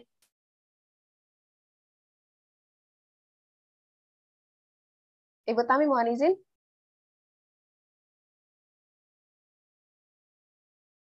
Ibu Tami mohon izin. Gua udah ngomong-ngomong, nggak kedengeran ya? Tadi masih di ini, masih di mute. Oke, ya, oke, terima kasih. Silahkan. Ini sebenarnya sangat teknis. Oke, disclaimer lagi, saya bukan ahli gambut, tapi saya akan coba jelaskan logika saja sehingga kemudian ini akan jadi pengetahuan umum. Dalam konteks perubahan iklim, sekarang itu dulu ada namanya mitigasi dan adaptasi. Jadi dua ini yang paling utama. Ada mungkin tambahan-tambahan lain. Yang disebut mitigasi itu adalah pencegahan. Jadi pencegahan itu misalnya tidak merusak, tapi dia menjaga. Maka kemudian adalah gerakan tidak menebang pohon, misalnya ya. Atau kemudian gerakan apa tuh? Gerakan misalnya menjaga ekosistem gambut misalnya. Nah, itu gerakan untuk mitigasi. Kalau untuk adaptasi, Adaptasi itu biasanya dalam konteks perubahan iklim adalah kita menyesuaikan diri terhadap perubahan yang terjadi karena perubahan iklim tadi. Jadi misalnya gini, petani yang dulu dia nanam satu jenis tanaman, padi ya satu jenis padi. Ternyata jenis padinya itu tidak tahan air. Sementara kalau dia nunggu kapan musim tanam, karena basah terus digenangi ini, maka kemudian dia tidak akan bisa tanam. Maka kemudian ada temuan-temuan baru yang dilakukan. Misalnya jenis padi yang padinya itu tahan rendaman air. Itu misalnya ya, itu adaptasi. Atau misalnya di banyak tempat kayak misalnya, dia tahu bahwa akan ada nih turun naik akan ada rob atau apa misalnya, atau nanti suhu tuh semakin tinggi, maka adaptasi yang akan dilakukan, dia sudah lebih dulu misalnya membuat rumah misalnya nelayan ya, tiangnya lebih tinggi gitu misalnya. Nah itu adaptasi itu berarti kita penyesuaian. Banyak betul contoh-contoh itu di lapangan. Nah kalau soal lahan gambut ini nggak tahu aku menjawab apa tidak, tapi lahan gambut di Indonesia itu kenapa penting sekali, tadi kata si Evelyn ya namanya ya. Iya, penting sekali bahwa dalam konteks lahan gambut tidak hanya kemudian jangan dong itu merusak, betul sekali. Jadi kalau misalnya kebijakan di Indonesia itu kan misalnya nih perhutanan sosial atau apa. Kalau di kawasan hutan itu kalau misalnya udah gambut-gambut dalam, itu kita nggak boleh ganggu-gugat, nggak boleh. Karena kemudian gambut dalam itu semakin dia kemudian dirusak apa segala macam, maka ada yang di gambut itu kalau dia semakin rusak, maka dia akan mudah terbakar. Dan kalau gambut itu mudah terbakar, dia kan seperti spons tuh. Jadi misalnya mati di sini, api akan timbul di sana, akan susah gitu ya untuk memadamkannya. Nah, lahan gambut di Indonesia itu dari data yang saya tahu ya, itu dia menyimpan sekitar berapa itu? 50-an lah gigaton karbon atau 20 kali lipat kemampuan gambut ini untuk menyimpan karbon. Jadi tadi kita ingat nggak? Karbon, kenapa misalnya pohon itu penting? Karena pohon itu punya kemampuan untuk menyimpan karbon. Saya misalnya sekaligus tuh mau kasih tahu, kenapa misalnya gambut itu penting. Gambut itu, kalau dia ekosistemnya sehat, dia punya kemampuan, catatan para peneliti, 20 kali lipat kemampuan dia untuk menyimpan karbon dibandingkan dengan tanah mineral biasa. Jadi gambut ini luar biasa. Dan Indonesia ini dianugerahi kekayaan gambut Indonesia itu cukup banyak dibandingkan ke yang lain. Kalau tidak salah Indonesia itu nomor 1 gambutnya paling besar di dunia. Dan gambut itu punya kemampuan menyimpan 30% karbon yang punya Indonesia ini. Nah, kebayang kalau misalnya gambut itu rusak, karena gambut itu punya kemampuan dibandingkan sama mineral biasa, tanah mineral biasa saja menyimpan 20 kali lipat karbon, maka kalau cadangan karbon itu kalau dirusak kan itu dia lepas tuh, cadangan karbon itu terlepas, dia jadi CO2, terlepas ke udara. Jika lahan gambut itu misalnya dikeringkan, jika lahan gambut itu dialihfungsikan, kadang-kadang tuh sekarang nih sawit bandel, nanam pula dia di gambut, pusing pula kita, itu terjadi loh. Kalau itu kemudian dialihfungsikan, kalau kemudian gambut itu terbakar, selain kemudian dia memang susah dipadamkan, bayangin nggak sih 20 kali lipat tadi yang karbon tadi terlepas ke bumi, gitu ya. Jadi itu salah satu contoh. Tapi aku bukan ahli yang bisa secara begitu dalam menyampaikan itu. Nah, satu sekarang ini yang juga menarik itu adalah kemampuan sekitar 2 sampai 3 kali lipat kemampuan tanaman-tanaman yang ada di laut. Jadi kalau kita kan sekarang tuh tahu mangrove ya. Mangrove, terus kemudian di situ ada ekosistem. Kalau ekosistem mangrove itu kan berarti di situ misalnya ada segala yang selain mangrove ada di situ ya. mangrove, kemudian ada, aduh aku lupa sih, yang namanya kalau rumput-rumput yang ada di laut itu apa namanya Nisa? Kok gue lupa ya? Rumput laut. Bukan. Iya, rumput laut. Ada lagi tuh jenis-jenis tertentu. Jenis-jenis tertentu, lupa aku namanya. Nah, ekosistem mangrove Terumbu ini, karang. iya, ekosistem mangrove ini kenapa sangat penting? Karena dia punya kemampuan 2-3 kali lipat untuk menyerap karbon. Jadi kemudian banyak sekarang orang ya, ayo yuk terumbu karang jangan dirusak, ayo ekosistem mangrove jangan dirusak gitu. Ayo kita kita jaga karena ternyata kemampuan mereka untuk menyerap karbon itu tinggi. Jadi kalau misalnya tanaman-tanaman tumbuhan di laut itu rusak, maka kemudian kayak tadi yang gambut tadi atau kayak tadi hutan di daratan tadi, maka kemudian itu karbon lepas karbon yang di cadangan yang disimpan mereka itu akan terlepas ke angkasa. Dan kalau akan terlepas ke angkasa itu maka ke atmosfer lagi kan gitu.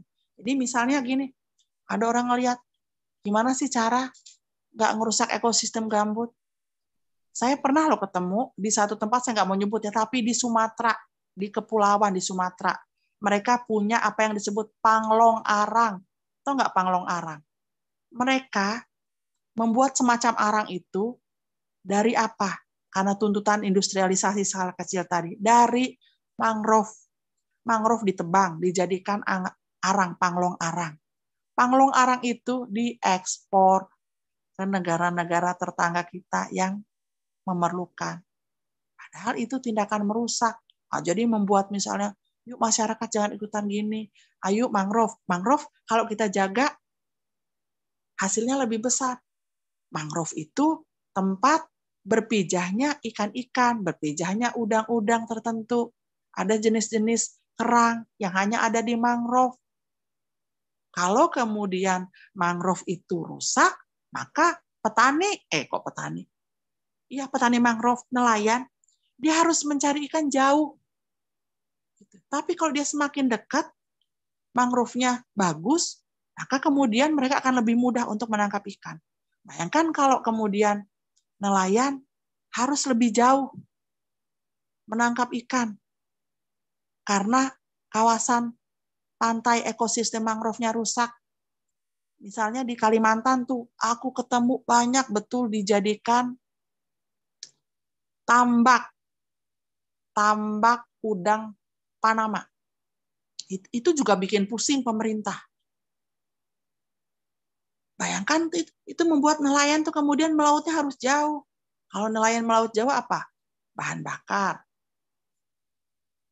Emisi karbon lagi kan, belum lagi mereka tidak mampu. Ini kehidupan rakyat miskin. Belum lagi kemudian apa? Semakin mereka jauh melaut, bahaya yang mereka hadapi. Nah, di banyak tempat untuk konteks perhutanan sosial, mereka bangun ekowisata berbasis mangrove. Kawan-kawan misalnya kalau ke Bangka Belitung, banyak betul ekowisata berbasis mangrove itu yang cakep. Jadi caranya nggak ngerusak mangrove. Mereka misalnya buat titiannya itu dibuat mengikuti alurnya mangrove. Cakep banget. Dan mangrove-nya bersih terjaga.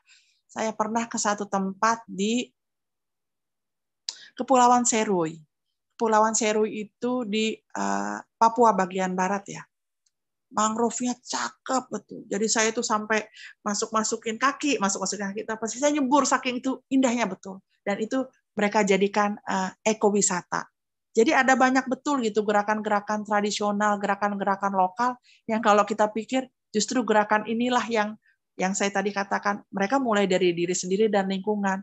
Itu menghasilkan secara ekonomi, tapi itu juga merupakan cara mereka untuk melestarikan budaya dan lingkungannya. Itu kira-kira Nisa itu beberapa contoh ya. Iya, oke, baik. Terima kasih Ibu atas tanggapannya dan juga sharing pengalamannya. Selanjutnya saya persilahkan kepada Pak Carol. Silakan Pak. Ya terima kasih. Cukup bukan hanya cukup kaya sebenarnya tadi ya sharing tentang bagaimana memelihara, melestarikan alam. Baik, saya izin men-sharekan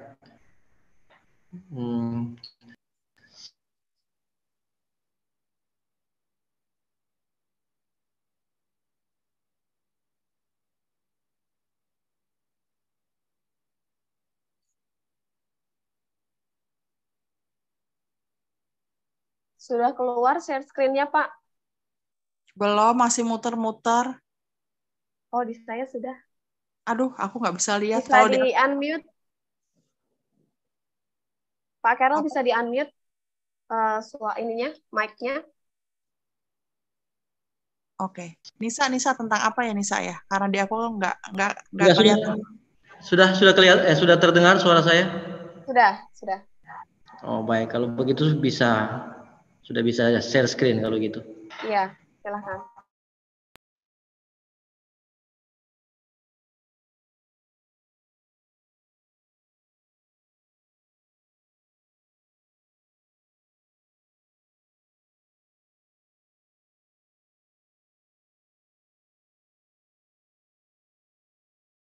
Belum muncul Pak Carol.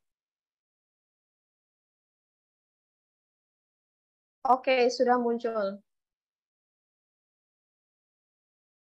Mic-nya bisa dibuka, Pak?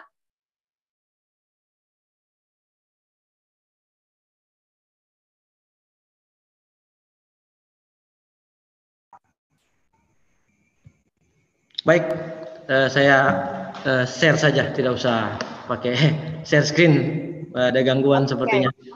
Baik, ya. Jadi Jonathan Safran Foer ini mengatakan perubahan pada pola makan kita tidak akan cukup untuk menyelamatkan bumi ini. Jadi meskipun mengubah pola makan kalau hanya memperhatikan pola makan dengan cara pola makan yang jejak karbonnya kecil, tapi kalau hanya itu saja yang dibuat, maka pelestarian alam tidak bakal tercapai. Namun kita juga tidak akan dapat menyelamatkan bumi ini tanpa mengubah pola makan. Jadi kalau kita sudah berusaha memperkecil jejak karbon, sudah berusaha untuk tidak menggunakan atau meminimalkan penggunaan bahan bakar minyak, bahan bakar fosil, AC sudah tidak dipakai, sudah menggunakan berupaya eko masjid, eko gereja, arsitekturnya sudah kita upayakan sedemikian rupa untuk ramah lingkungan, tapi tanpa mengubah pola makan kita, tetap ada jejak karbon, tetap dengan pola makan yang jejak karbonnya besar, maka itu tidak berdampak pada ramah lingkungan kan. Nah, itu juga bakal berujung pada pemanasan bumi atau global warming. Nah, maka dari itu yang sudah diungkapkan tadi, baik, benarlah ketika ada di slide ke-7 tadi, di slide ke-7 tentang efek negatif lanjutan global warming adalah terjadinya wabah penyakit. Tapi sebelum ke situ saya ke slide ke-8 dulu. Slide ke-8 di mana tertulis tentang perlu adanya perubahan pola laku, pola hidup. Nah, merujuk pada pernyataan Jonathan Safran Foer tadi, maka pola hidup itu bahkan berujung pada perubahan pola penghidupan atau profesi. Nah, ini saya mau sharing juga tentang 2 orang kakak beradik di India yang sebenarnya ya, 2 orang kakak beradik di India yang sebenarnya sudah sukses sebagai peternak sapi atau peternak atau pemilik industri susu ya, pemilik industri susu, karena mereka berdua sudah sadar akan lingkungan bahwa apa yang mereka miliki berpengaruh buruk pada lingkungan, maka mereka berdua alih profesi. Nah, ini yang saya bawakan sini, saya sharekan. Mereka berdua ini alih profesi, walaupun sudah sukses sebagai peternak susu sapi perah, mereka menjadi beralih, mereka melepaskan pabrik susu mereka menjadi, yang satu menjadi seorang bekerja bersama pemerintah menjadi konsultan lingkungan hidup, sementara yang satu bahkan menjadi seorang yang bekerja di rumah makan yang ramah lingkungan, ramah hewan, ramah perasaan, ya, rumah makan vegetarian. Nah, mengapa mereka berdua melakukan itu? Karena Kita lihat ke slide, saya mau ingat ke slide ke-7 tadi. Adanya efek negatif lanjutan dari pemanasan global. Nomor 6-nya terjadinya wabah penyakit. Itulah yang saya ingat di slide ke-7. Baru-baru ini terjadi wabah penyakit pandemi COVID-19 dan beberapa orang mengatakan menggunakan bahasa Inggris, jargon yang mereka bawakan adalah let's go vegan to prevent next pandemic. Nah, ini juga sejalan dengan pernyataan penjelasan tadi tentang bahaya es mencair bakal menghidupkan kembali seingat saya tadi wabah-wabah kuman-kuman yang pernah membeku ya, yang dulunya membeku ketika terjadi pemanasan global, es mencair dan kuman-kuman yang dulu pernah membeku malah aktif lagi. Terima kasih, ini yang bisa saya bawakan, saya sharingkan. Terima kasih untuk oke. Terima kasih Pak Karel atas refleksinya dan juga komentarnya di kelas malam hari ini. Ibu Tami, apa mau menanggapi? Iya, terima kasih Pak Karel. Pak Karel ini salah satu yang bersemangat ya, membuat kita juga tetap bersemangat. Iya, misalnya gini, vegan bagus gitu, tapi sekarang tuh ada yang kita sebut istilahnya apa ya? Tracking source itu yuk lokal ya, dari lokal kan? Ya, iya benar. Lokal. Kita men-trace dulu asal usul sesuatu. Jadi misalnya begini, kita pikir, coba aku tanya, tempe tahu itu lokal nggak sih? Tempe tahu Nisa lokal nggak sih? Ya lokal lah. Kalaupun tidak lokal masih mending dibandingkan daging-dagingnya. Ya, enggak ini contoh ya. Tempe tahu kan dari kedelai ya. Indonesia itu ketergantungan kedelai itu hampir 100% dari impor. Jadi apa tuh mie instan? Wah, mie instan ini kesana kemari, makanan sejuta umat ya? Bukan, makanan semiliar umat. Kalau di Indonesia itu makanan ratusan juta umat. Mie instan. Tapi kan itu kan bahan bakarnya dari gandum. Gandum dari mana? Tumbuh di Indonesia? Tidak, gitu kan? Jadi makanya kemudian kadang kita men-trace sesuatu itu daya kritis kita yang kemudian ini. Karena kadang-kala oh iya ya, itu lokal gitu. Tapi ternyata itu nggak lokal atau itu makanan rakyat. Tapi ternyata asal usulnya bukan begitu. Jadi sekarang itu ada apa yang disebut dengan tracing the source itu. Yuk kita lacak asal usul sesuatu itu. Ini misalnya tuh kemarin itu aku agak sedikit terhenyak ya. Bukan mengkritik. Sekarang kan banyak orang yang mampu itu beralih ke mobil hibrid ya. Waktu itu aku pikir, oh mobil hibrid apa itu? Ternyata katanya misalnya untuk kecepatan tertentu atau apa gitu, dia bisa beralih dari pemakaian bahan bakar minyak berbasis fosil kemudian jadi listrik. Nah, kalau beberapa tempat di luar negeri itu yang namanya bahan bakar listrik, mereka menghasilkannya dari apa? Solar cell ya, termasuk untuk mobil dan segala macam. Jadi misalnya mereka pulang ke rumah harus nge-charge tuh pakai solar cell. Tapi pas ternyata konteks mobil hibrid di Indonesia menghasilkan listriknya, dia nyoloknya listriknya dari mana? Tetap aja dari bahan bakar. Gitu loh. Jadi kadang-kadang tuh kita seolah-olah tapi ternyata nggak begitu gitu. Nah itu kan juga melihat ini dengan kritis juga perlu dilihat. Kalau misalnya itu diklaim sebagai dia sedikit mengurangi emisi nggak apa-apa. Tapi kalau dia dibilang ramah lingkungan ya enggak, karena listriknya masih dihasilkan ternyata dari bahan bakar minyak gitu ya. Terus yang lucu itu adalah gini. Untuk mengurangi sampah plastik, aku tuh kadang-kadang suka kepikiran sesuatu itu ya. Untuk mengurangi sampah plastik, kemudian orang ramai-ramai memakai tas daur ulang ya Nisa ya, tas yang kita beli berapa gitu, berapa tuh harganya 5.000 ya, atau apa gitu ya. Tapi ternyata yang terjadi sekarang adalah sampah-sampah berserakan bertumpukan dari tas-tas tadi. Memang dia bukan plastik, tapi dahsyat juga karena jadi sampah juga. Karena orang Indonesia tidak punya kebiasaan membeli, tidak punya kebiasaan untuk bawa-bawa tas belanjaan.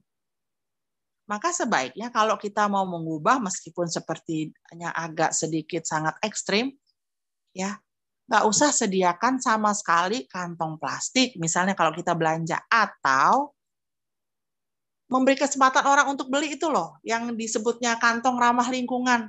Tapi kantong ramah lingkungan itu, kantong ramah lingkungan, bukan kantong plastik yang kita beli harga 5.000 itu. Tapi itu jadi numpuk di rumah, dan itu kemudian jadi plastik-plastik baru. Tanda kutip, jadi sampah-sampah baru. Oke, kalau mau ekstrim gimana tuh caranya? Kadang aku iseng mikir gini, iya ya, kenapa sih sekarang gitu, kita buat sosialisasi kebijakan. Kalau Anda mau berbelanja tanpa bawa kantong belanja Anda, silahkan Anda peluk-peluk itu botol-botol, misalnya gitu ya. Jadi nggak usah mereka menyediakan 5.000 itu. Kalau dipikir-pikir sih itu cara kapitalis juga ya. Mereka jual libatkan, sebenarnya mereka memproduksi berapa. Tapi orang Indonesia itu tidak punya kebiasaan untuk bawa kantong belanjaan. Maka yang terjadi adalah bahan yang juga lebih kurang sama berbahayanya juga bagi bumi. Memang tidak plastik, tapi bahannya juga berbahaya. Nah itu gitu loh. Jadi seolah-olah, tapi enggak gitu. Nah itu yang kesadaran kritis ini juga ayo kita tumbuhkan. Jadi kalau misalnya, kan aku tuh agak-agak suka ini ya, bawa kemana-mana tuh ada bawa kayak kantong kayak apa gitu ya, pakai di situ gitu. Atau yang aku sekarang sering kali suka coel-coel kawan-kawanku tuh, kalau ada kepanitiaan tuh apa coba? Kalau ada kepanitiaan itu, misalnya mereka tuh buat ini nih, buat kayak tali-tali itu loh, Nisa, yang papan nama atau apa yang di plastik itu kan itu jadi sampah. Kenapa sih kalau misalnya kepanitiaan itu nggak usah pakai yang begitu? Atau misalnya kita buatnya yang pasti orang akan pakai lagi. Misalnya orang pakai lagi apa? Rompi misalnya gitu ya. Jadi yang orang akan pakai lagi, yang orang tidak akan buang. Nah, tadi kaitannya dengan pertanyaan kawan kita tadi, betul. Bahwa sesuatu itu, yang namanya gaya hidup kita itu, kita oke lah. Kita mau mengubah. Tapi kalau misalnya hanya dari pola kita makan, nggak cukup. Karena yang namanya gaya hidup itu kan bukan hanya dari makan ya. Dari kita bertransportasi. Dari kita apa lagi tuh? Dari kita memakai peralatan listrik, itu semua gaya hidup. Dari kita doyan baju apa tidak tuh ganti-ganti misalnya. Atau dari kita misalnya memakai satu produk, apakah misalnya sabun mandinya itu mau di botol besar kita beli, atau misalnya ternyata kita lebih suka tuh yang kecil-kecil tapi kebuang-kebuang banyak. Nah, jadi yang disebut dengan gaya hidup itu bukan hanya makan, tapi kemudian berbagai aspek yang ada di kehidupan kita. Itu kira-kira. Makasih Nisa. Oke, terima kasih Ibu Tami dan juga para penanya. Selanjutnya, apakah masih ada yang ingin berkomentar atau bertanya? Dipersilahkan. Barangkali satu penanggap lagi ya, satu penanya atau yang ingin share pengalamannya terkait tema pada malam hari ini. Silahkan Bapak, Ibu, dan rekan semuanya. Atau bisa langsung kita tutup, Ibu Tami? Boleh. Tapi ada Mas Budi nggak sih? Aku mau dengar komentar Mas Budi. Pak Budi join, tapi sepertinya sedang ada acara keluarga tadi. Oke. Oke, aku closing statement dikit bolehkah? Sebentar Ibu, di chat ada yang berkomentar. Tapi ini cukup panjang. Bapak Ponsianus Orlando, apakah ingin langsung menyampaikan tanggapannya dan komentarnya? Silahkan Pak. Atau saya bacakan ya. Saya sedikit berkomentar tentang kondisi alam yang kian memprihatinkan saat ini. Berkurangnya hutan-hutan lebat saat ini salah satunya disebabkan karena kearifan lokal seperti bagaimana cara merawat hutan itu tidak lagi diwariskan dengan baik. Kearifan lokal seperti larangan menebang pohon besar karena roh-roh halus tinggal di situ, atau larangan menebang pohon di mata air. Apabila larangan-larangan itu diabaikan, akan membawa bencana atau malapetaka. kami di Manggarai Flores NTT misalnya, ada larangan-larangan seperti itu. Tetapi semakin ke sini larangan-larangan itu semakin hilang. Bagaimana untuk menghidupkannya kembali?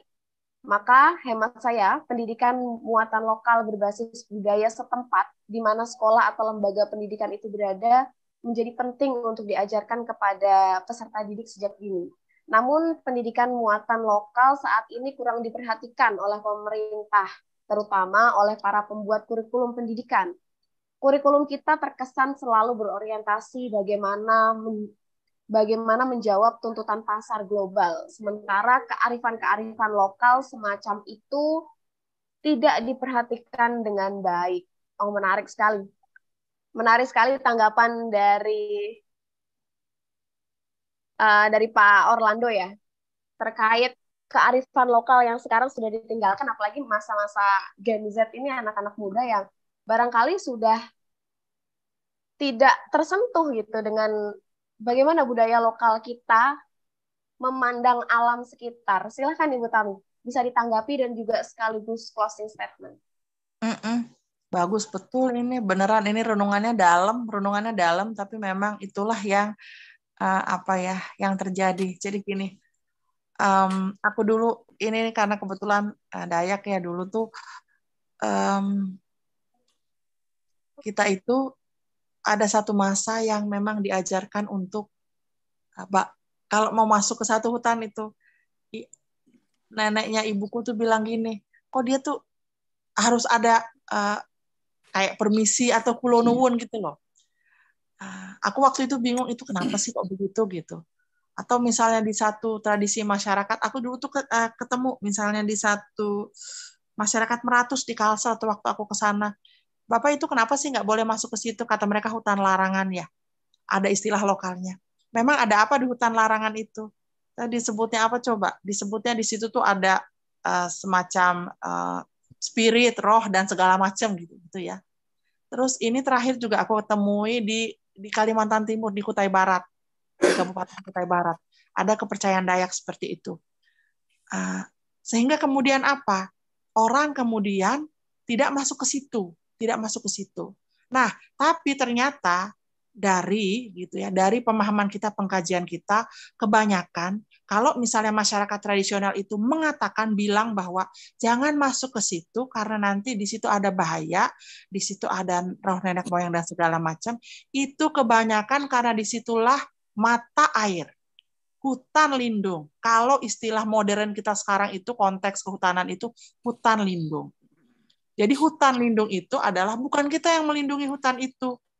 Justru hutan itu ya protecting, yang melindungi, protecting forest, yang melindungi kehidupan. Jadi kalau kemudian kita masuk sembarangan, hutan lindung itu ciri-cirinya itu mudah, agak sedikit miring aja itu rata-rata sudah masuk hutan lindung, itu disebut hutan lindung. Coba kalau kita tebangi pohonnya, apa yang terjadi? Longsor. Apa yang terjadi? Banjir, erosi. Apa yang terjadi? Kalau misalnya di situ acak-acak, habis mata air. Kalau mata air habis, terus kenapa? Oh, kalau mata air habis, kekeringan. Kalau air kering, apa manusia bisa hidup? Air kering, apakah nanti ada air bersih bagi kehidupan? Gitu loh. Maka kemudian orang-orang dulu dengan arifnya, caranya dengan mantra-mantra lokal tadi, penanda. Di situ jangan dong kita ke situ untuk ngacak. Aku masih ketemu juga di beberapa tempat di Jogja, atau aku ketemu kemarin waktu evaluasi pertanian sosial. Pak, kalau masuk sini kenapa? Di situ ada tempat dulu nenek moyang kita bertapa segala macam, harus kita jaga. Tapi ternyata dalam konteks orang modern tanda kutip, itulah protecting forest atau hutan lindung. Karena hutan itulah yang melindungi kita, gitu loh. Konsep arifnya itu ya, filosofinya itu. Beda misalnya kalau kita bilang, kawasan konservasi. Kawasan konservasi itu harus kita lindungi. Kita yang melindungi. Kenapa? Kita harus melindungi itu. Di situ biodiversity, keanekaragaman hayati. Kita tembak misalnya satu burung. Kita bunuh misalnya satu monyet, orang hutan. Orang hutan itu menyebarkan fungsinya salah satunya, atau burung enggang, biji-bijian. Maka kemudian skala kehidupan mereka itu berapa kilometer? Karena mereka menyebarkan biji-bijian. Biji-bijian itu adalah penumbuh kehidupan pohon. Maka kemudian pohon buah dan segala macam kita akan mudah mendapatkannya. Selain kemudian banyak sekali fungsinya ya, fungsi dia penyerapan apa segala macam. Jadi orang dulu menjelaskannya tidak secara ilmiah, tapi kemampuan luar biasa yang mereka miliki. Di situ cara melindungi. Jadi ada hutan yang akan melindungi kita karena itu ada begini, tapi ada hutan yang di sana ada burung enggang. Ini atau burung rangkong gitu ya di beberapa dayak di Kalimantan Timur itu. Kalau misalnya itu kita rusak, maka kita tidak akan bisa lagi tuh punya penanda. Penanda apa? Penanda bahwa budaya kita itu ada. Bentuk respek mereka misalnya terhadap hutan. Ada tarian tertentu yang mereka meniru tarian burung rangkong gitu. Nah, dulu itu misalnya gini, kalau orang-orang Dayak, gimana sih caranya kalau mau nanam? Nanam pun itu dimulai dari apa coba? Kemana burung itu pergi mengarah di situ tempat titik tanamnya itu ditanam. Mereka akan mengikuti. Oh, ternyata kemudian karena burung itu tahu di mana misalnya di situ tempat akan dimulainya hujan. Jadi hujan itu ternyata gitu. Itu ternyata. Nah, kalau cara modern manusia kemudian menjelaskannya beda.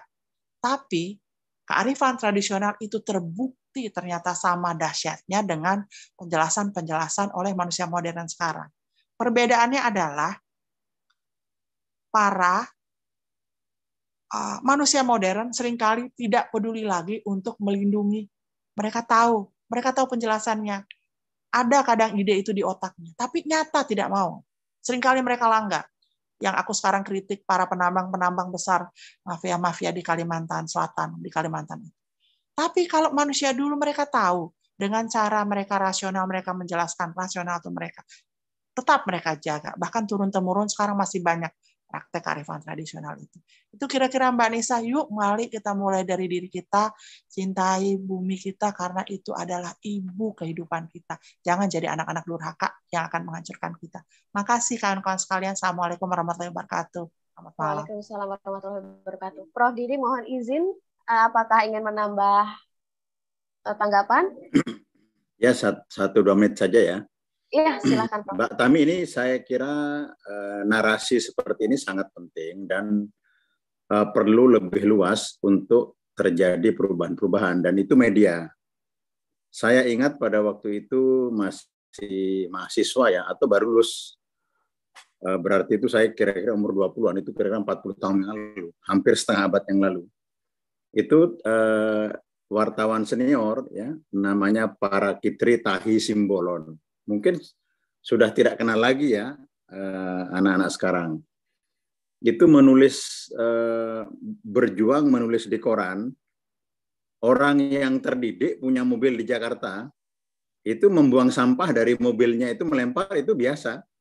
Di Jakarta sering terjadi keleng-keleng gitu, dilempar gitu. Nah itu ditulis di Kompas. Ya. Di Kompas ditulis dan lama-lama berubah.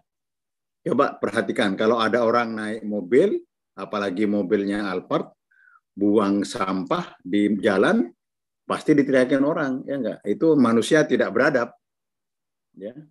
Nah, itu hasil apa? Hasil media, media. Dan juga anak-anak berubah sekarang. Sebagai contoh, terutama anak-anak di Eropa. Kalau ada dokter ngerokok, oh dokter kok ngerokok?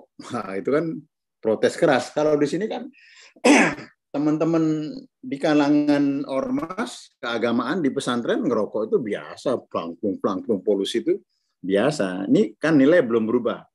Nah, sementara kita kan di Paramadina Center for Religion and Philosophy itu harus masuk juga pesantren.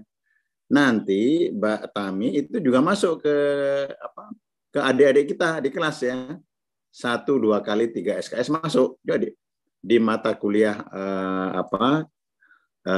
keindonesiaan, mata kuliahnya Cak Nur kan itu ada 1, 2 kali dan direkam. Nanti kalau Mbak Tami tidak ada, tahun depannya rekamannya itu diputer. Mungkin Mbak Taminya lewat Zoom gitu.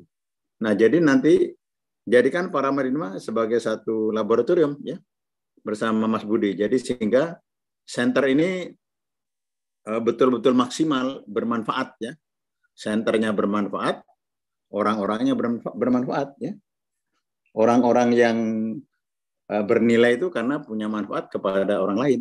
Nah, itu salah satunya lewat center ini. Saya berterima kasih atas inisiatif teman-teman ya, Mas Budi juga mungkin nggak hadir. Mungkin di center ini perlu ada perkumpulan lebih luas untuk